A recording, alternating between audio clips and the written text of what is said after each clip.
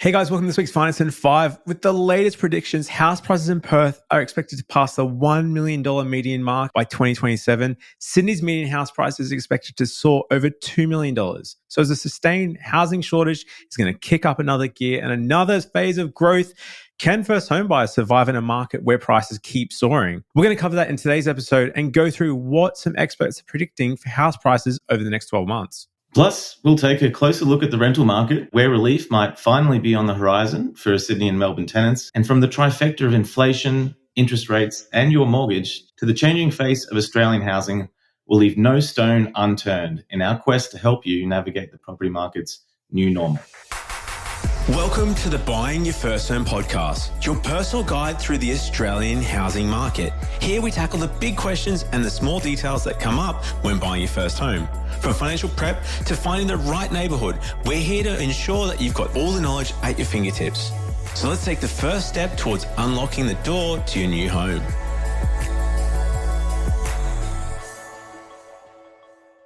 Simon, let's kick things off by discussing the big question on everyone's mind. What's going to happen with the property market? Like, are these predictions right? It just seems crazy that prices could keep going. And I guess coupled with that, there's been a couple of predictions saying, well, there could be another rate rise on the horizon. It's kind of come from left field. And even the Reserve Bank themselves are saying, well, we're treading a narrow path here. Really interesting point of time at the moment, Jaden. You know, there's a couple of different perspectives. So from CoreLogic and the latest CPI index data, there's a 4.4 inflation rate for May, which is raising some concerns because that's much higher than people would like to see. You know, the RBA wants to keep it around that 2% mark. People are worried. They're thinking, are they going to raise the interest rate to try and curb that inflation? And if that does happen, it's going to increase borrowing costs. It's going to make it harder to secure a mortgage, and it's going to be more difficult to enter the housing market. Yeah, it's interesting that the Reserve Bank's primary mandate really is about controlling inflations, and they have to look at how this is affecting the wider economy because they know if they push the rates too high, it could tip Australia into recession, jobs could be lost, and it could create bigger issues. So they are really walking quite a tightrope there. The weird thing in Australia at the moment and for the past couple of years is that usually when interest rates go up, home values start to stabilize or even go down. And we haven't seen that here. You know, there's a lot of other factors at play here that are causing this upwards pressure in terms of price in the market. Low supply relative to demand, strong population growth, a lot of migration. Also, these variable rate mortgages, which are allowing people to kind of anticipate and think ahead and think, well, the rates are going to go down in the future, so we'll get the variable rate mortgage. We'll sort of ride the wave as it goes down. I think it's also structurally, Australia is different to some of those markets overseas. Like you said, as far as the home loan rates in America, you can get a 20, 30-year interest rate. Your interest rate's locked. The short-term cash rate doesn't affect you as much. In Australia, it has started to slow down growth, not as much as what the Reserve Bank wants to see, but seeing these sort of delayed effects is going to be interesting. And I guess even in Australia, the other thing we have here compared to, say, New Zealand is we've got stamp duty. So it's expensive to move around homes. And that's been one of the biggest issues. I saw a report today talking about the supply availability of properties or homes in sale, just in Queensland specifically. But at the moment, there's about 50% less homes for sale than there was on the 5-year average. So usually there's almost 12 months worth of stock and sales, properties that are on the market. Like in Brisbane, there's about 20,000 listings, which is only the equivalent of sort of 4 or 5 months worth of sales. So we've got half as many properties for sale at the moment. And this is a national issue. This isn't just Queensland, buyers still around. So that's really supporting, putting a bit of a floor under that property market. In property prices, like, most commodities, it's all about supply and demand. If you've got not enough supply and plenty of demand, then that's going to drive the prices up. And, that's just been the case for a long time in Australia and certainly in some of these property hotspots like Brisbane. And, now there are these shifts towards cheaper markets like Perth and Adelaide. People are looking at different cities, which are possibly a cheaper entry point. And then the shift in demand is also moving across there, like a wave that's kind of rolling across the country. Very interesting. Well, on to our next point. So I guess furthering that debate on interest rates, some of the different economists' opinions are quite divided. So there's been Warren Hogan, one of the minor economists out there that have tried to buck the trend and said we need to increase rates 3 or 4 times. I think a little bit to get headlines. Like the Reserve Bank, even the Treasurer has said that's improbable in the current setting. Maybe they need to increase rates once.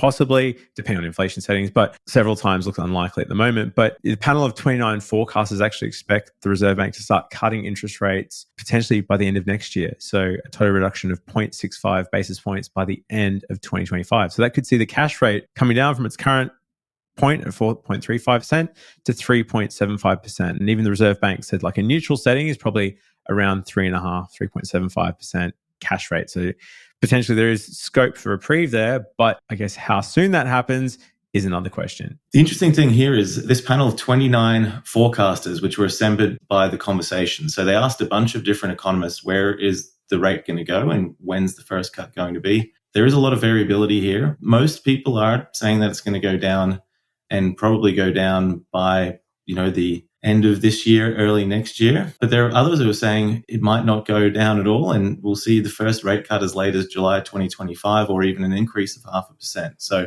the interesting thing here is it's always hard to predict what's going to happen in the market. And even if you are an expert economist, people don't really tend to agree. So the general gist here is that most people think it's going to go down, but we don't know for sure. That's one thing that's important to take away from this. Yeah, I had a lunch earlier in the week. There was the deputy assistant treasurer. So it was like an open table sort of thing.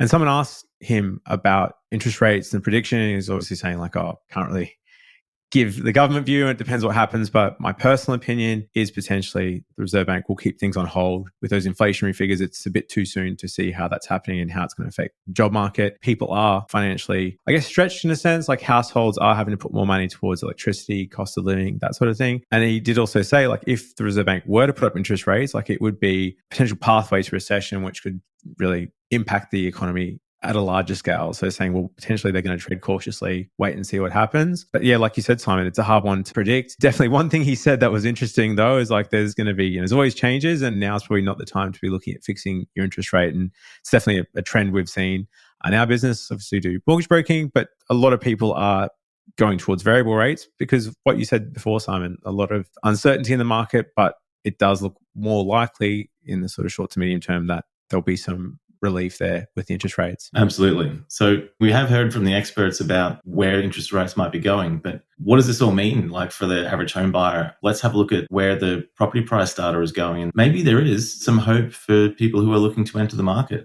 Australia's median home value hit a new high in June, which if you're looking to buy a place sounds pretty scary. But prices grew at the slowest monthly pace in 18 months, so just 0.18% nationally. While the prices are higher than ever, the rate of growth is slowing. So this is kind of an interesting point to be looking at buying. Markets go in cycles. Often a market, when it reaches a peak, it'll start to sort of slow down. And you can sometimes even see a bit of stabilization or even a drop in prices. So it's a good time to be looking to buy because there's a bit of stabilization here in the market, not so much this runaway massive growth that we've seen. Yeah, so the stage 3 tax cuts have just come into effect, and that's actually increased your borrowing capacity because it's increased your net income. So a home buyer earning $100,000 a year will get about a $2,179 tax cut, and that's going to boost your borrowing capacity by about $25,000. If you're earning $150,000, it'll increase your capacity by $37,000. So the good news is, like Simon said, the growth is slowing in certain segments of the market, depending on where you are. It's worth looking at some of the CoreLogic indices just to work out what's happening in your local area because every market's different. Every city within the suburbs is different, but that's slowing down and potentially your borrowing capacity is going to increase. So it'll help you catch up with the market. It'll give you some extra options with your borrowing capacity as well. Prices are expected to keep rising in the coming year, and no one is predicting any kind of fall off in the market, but a slower pace of growth. So the PropTrack's latest property market outlook report is forecast that prices will increase between 2 and 5% over the 24-25 financial year nationally. That does vary per city, as we've talked about. So Perth prices are probably going to rise the fastest, followed by Adelaide. So both of those are around the 8% mark or so. Brisbane, Sydney and Melbourne, they're going to see slightly smaller increases of 3 to 6%. And Canberra, Hobart and Darwin are going to be even slower than that. So in Hobart and Darwin in particular, there's probably not going to be a huge amount of upwards movement in the market. It's always worth looking at what's happening in your local area, even in your suburb versus your city as a whole. See how prices are going. And you might find that there is some good opportunities to get in now and make the most of this kind of slower growth and to catch up a little bit in terms of being able to save your deposit as well. Absolutely. Now, switching gears, looking at rising property prices are a fair concern for a lot of buyers. There are some good news if you're renting, you're still trying to save up a deposit, specifically if you're in Sydney and Melbourne. So let's find out why rents are actually potentially coming down in a couple of these cities. Yeah, so kind of some big news here. Domain's quarterly report for June has showed that house and unit rents across the combined capitals and in most cities, again, they're at record highs, which does sound worrying, but the pace of growth is easing as well. Sydney house rents actually flatlined from March, and that's the first time in 1.5 years. So some stabilization there. And Perth's house rents were unchanged for the first time in almost 3 years. Hobart house rents actually declined over the quarter. And in Melbourne, Perth and Hobart, unit rents were steady and they fell in Canberra and Darwin. Actually, finally, a little bit of relief here for people who are renting or looking to rent. It's great news. Yeah, I think the slowdown's definitely going to help you more for that affordability. And I guess if rates go up, like as we've seen before, that unfortunately gets passed on to renters. But hopefully if there's some stability there, if you are renting, if you're trying to save, your sort of savings plan mapped out over the next 6, 12, 18 months, it's going to give you a bit more disposable income. With the tax break, potentially help save up that deposit. But the slowdown in rental growth is surprising, actually, given some of the low vacancy rates. So we still haven't seen that supply, haven't seen that vacancy rate increase. So that's the amount of units that are for lease that aren't filled. A lot of places it's below 2%. So it suggests that the slowdown could be because of affordability barriers and budgets potentially, right, Simon? Absolutely. So, there's always a limit on how much people can afford to pay. I think in some of these markets and areas, that's kind of where we're reaching this tipping point with the rental market. Prices become unsustainable, then, no one's going to be able to pay more than they can afford, right? So I think that's kind of a big factor here about what's happening with the rental market. And interestingly, I guess it's just another example to show how the Australian property market in general just doesn't tend to follow the normal rules.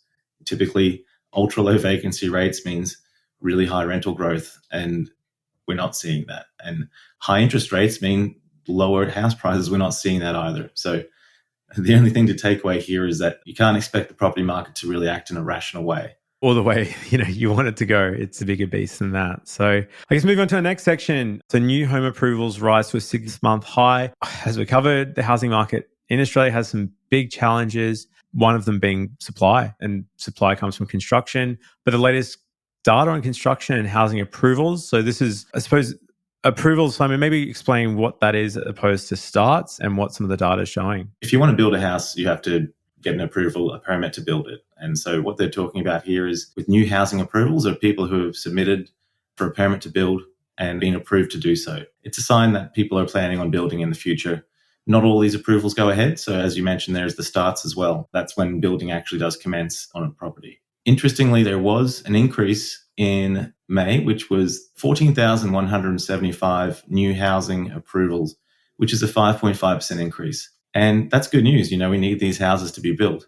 Unfortunately, this is still below the monthly rate that we need to reach to hit that target of 1.2 million new homes per year, which is what the Australian government is aiming for. Yeah, so the increase in approvals is obviously a positive sign because it means potentially there's more supply, help with the costs of buying a home, but the rate of new home construction just still isn't keeping up with that demand. So unfortunately, it indicates that the housing shortage in Australia across the country could still persist, making it more challenging to find affordable properties. And the second point to this is really sourcing materials, and just the costs of building for labor and everything else has made a lot of projects, although they're approved, just unviable, even in some of those inner city areas. So the concertina effect of this is because it's harder for a developer to make an affordable housing product just because of the cost of materials. If you're building $1 million house or an $800,000 house, it still costs you the same in concrete. It's usually just the finishes that's going to be different. So as a result of that, developers are prioritizing a lot of luxury projects as well. So the stuff that's million in Sydney, several $1 million.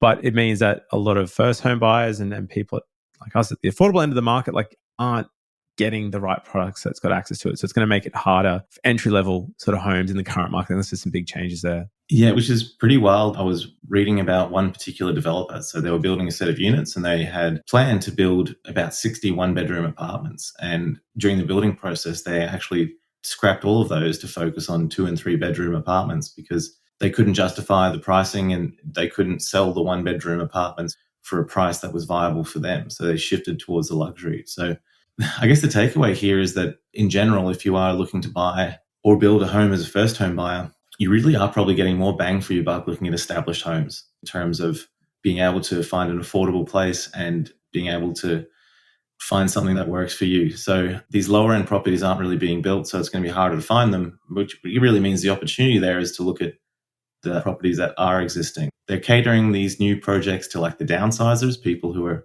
maybe have a house and they're looking to change to something smaller as their kids have moved out of home. That leaves an opportunity for you to look and find those houses and buy one of those instead and buy something a little bigger, maybe a little more affordable as well. Absolutely. Well, going into the winter months, Simon, I don't know about you, but my house is freezing cold. So it's funny, like in Queensland, there's a lot of houses made out of timber, which is really great in summer because it keeps them cool, but not really planned that well for winter where you have to have, I've got a heater at my feet to keep my toes warm. But I guess the recent cold snaps have highlighted some issues with poorly insulated houses, especially in winter. And Brisbane's obviously mild compared to Melbourne and Sydney and Tasmania. Yeah. So there actually have been some changes in Victoria specifically. They've recently strengthened renters' rights to improve thermal standards in rental properties across the state. From the 30th of October next year, landlords are going to need to meet minimum standards for insulation, draft proofing, hot water efficiency, cooling. And anybody who's rented a place that has not been well maintained, this is probably wonderful news to hear. So they're a positive development for people who are renting, and it means that they're going to be more efficient, more comfortable to live in, which is definitely good news. Amazing. Now to our last segment, ghost developments. This was a pretty weird one, Simon. So some tourist meccas that you found that don't go anywhere. What is this and how do I book them in? So I was just thinking this week, we've been talking a lot about building recently and developers and how sometimes things just don't work out. And I thought, let's just take a break from the serious stuff for a little while and just talk about some of these really interesting spots that Australia has. I've never heard of most of these. And back in when they were being built, they were supposed to be a big deal. The first one, which caught my attention, was the Christmas Island Casino and Resort. Christmas Island is not known for its gambling lifestyle currently, but in the 90s, it was the most profitable casino in the world, generating more than $5 billion a year. So, yeah, it's insane. Apparently, it had like 400 full-time staff. It tripled the island's population from 800 to 2,700 people. But yeah, closed in 1998 due to the Asian financial crisis. So just crazy. Imagine flying out there for a junket for a weekend. It's insane. Yeah. And I guess this is kind of, if we are going to sort of relate it to property, it shows you like, even if you're like saying looking to invest and you're buying in a mining town, if you buy an investment property in a mining town that is relying on mining being profitable, if that changes, then suddenly you potentially have an empty house that no one wants to rent. Kind of just an interesting parallel here. And I mean, $5 billion a year in the 90s, just imagine how much money was going through that place. Pretty insane. And then another one that was interesting was the Dismal Swamp in Tasmania. So what is with that? Well, this was a popular tourist attraction for some reason. It's the largest sinkhole in the Southern Hemisphere, and it had a maze and boardwalks and sculptures and even a 110-meter slide through the forest. So it was created by Forestry Tasmania and opened in 2004. And they were trying to get people to explore more of Tasmania, get to the remote corner of the state and see what it has to offer. I wonder if they probably should have called it something other than the Dismal Swamp, though. They want people to come and visit. It's not the most appealing name. More money on marketing. But yeah, I think to your points, and we'll include some links below, some other wacky ones here. It's worth sort of thinking about when you're looking at buying a property. More if you're going down the investing path. Obviously, if you're living somewhere, it's sort of potentially a different equation. But if you're looking at investing, I've been contacted by many people over the years that have found like the most amazing properties in Longreach for 150,000 or stuff in Moranbah. It's a bit different now today, but like over the last 10 years, sort of after the drop in mining, some of those one-horse towns can be problematic when that industry leaves. So it's worth sort of looking at that and zooming out when you're looking at these investments and getting a feel from. Simon, wrapping it up, obviously we covered a lot today. We sort of went through the property market, what could happen over the next few years with some of the predictions there. I suppose it's easy also getting caught up in the media and all the negative news out there, but even around interest rates, if you zoom out and look at some of those Oxford economics data and some of the predictions, it's looking like there's not going to be a huge let up as far as the property growth. It will slow. It's looking to be slowing in the next sort of 12 months, but it appears it's going to keep persisting. So if you're looking at getting in the market, do the numbers, see if it's possible. It could be possible to get in the market with less deposit than what you realize. On interest rates, Simon, what were your takeaways? So with interest rates, it looks like the general consensus is that we are going to see some relief in the near future. The average estimate is minus 0.35 starting from March 2025, but it could happen sooner than that. And that's going to be great news for people who have got a mortgage, or if you are looking to buy, it'll also help with your borrowing capacity. So there is some hope there on the horizon with interest rates. On the rental side as well, if you're still renting and saving a deposit for your home, then it's also a bit of good news. It looks like there is some stabilization in the rental prices across many parts of the country. So it helps you to potentially put a bit more towards the deposit and move towards buying that first home. That's it. So if you need any help with finance, hit us up at huntergallo.com.au. We're the home for home buyers across Australia, and jump into our group. We've got a free group on Facebook you can join and join in the conversation. Until next time, we'll see you guys.